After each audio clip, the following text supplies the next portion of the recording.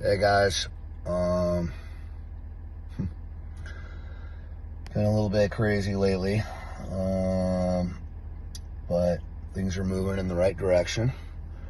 I'm over here at a friend and a client's house. I thought you guys might be interested to see this. Essentially what's happened is during the fires, the pipes above this home were broken and damaged, which we showed several other videos right after the fires had kind of been extinguished when we were moving around and closing all the water meters.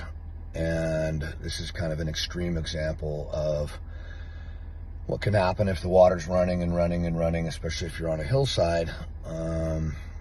What we have here is a full-on landslide. Their home completely demolished, and I'm going to show it to you in just a sec. But I finished a house for them on Swarthmore about maybe a month and a half or 2 months ago.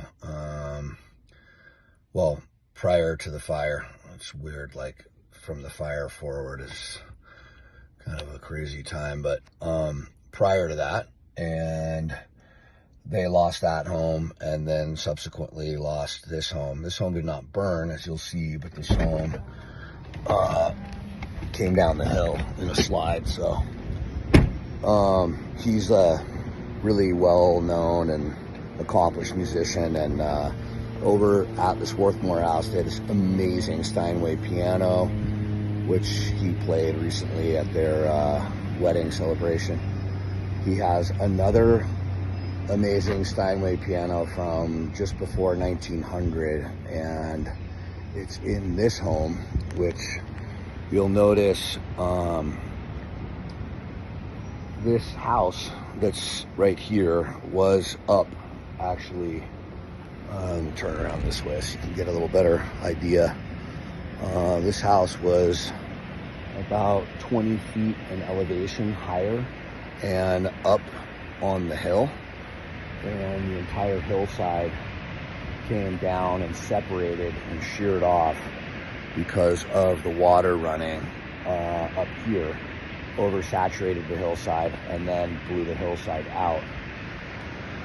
So what we're going to try to do for this gentleman and his wife is save this Steinway piano, which currently is holding up the entire roof system. So if you guys can see that right there, all of these, they're called ceiling joists. These are 3x8s, are sitting, and we're running onto the wall, which has since gone away. So I'll make a video if you guys are interested in seeing this. We can post it. But right now, this piano has a very important task of holding the floor system and the roof up. So we're going to shore up this roof system right here and actually get some jacks underneath it to remove the weight from the top of this piano, which is right up here. And once we have the weight caught and braced, I will bring an excavator and pull this debris out. And my plan right now is to build a ramp from there down to here, as well as kick this off onto some bracing onto the concrete, and then just work very, very carefully as to not cause any more sliding, because this is a road that I'm standing on right here, and this road is completely covered as well, and it actually winds around up, all the way up and around up to these homes that were up there that had burned. So this is Project Save the Steinway. We've been kind of running around town and to other people's places trying to help them get their cars out of difficult spots, and just be there and show up in ways that we're able to do. And I've seen a lot of people helping people out. It's great.